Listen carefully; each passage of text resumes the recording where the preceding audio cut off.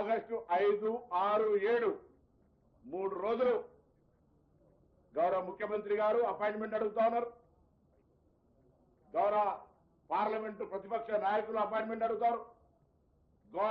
గౌరవ రాజ్యసభ ప్రతిపక్ష నాయకుడు కూడా రాష్ట్రపతి గారు అపాయింట్మెంట్ అడిగి దేశంలో ఉన్నటువంటి కాంగ్రెస్ పార్టీ మిత్రపక్షాలతో సహా 100 మంది ఎంపీల పైన రాజ్యసభ సభ్యులతో సహా తెలంగాణలో ఉన్నటువంటి ప్రతి శాసనసభ్యుడు, శాసనమండలి సభ్యుడు,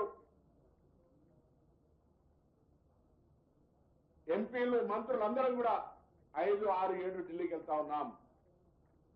తెలంగాణలో ఉన్నటువంటి బీసీ మేధావులు, బీసీల నాయకులు, కుల సంఘాల నాయకులు ఆనాడు ఏ జాయింట్ యాక్షన్ కమిటీ వేసుకొని తెలంగాణ ఉద్యమం కొరకు పోరాడినో ఇవాళ ఇది ఒక కీలకమైనటువంటి దశ.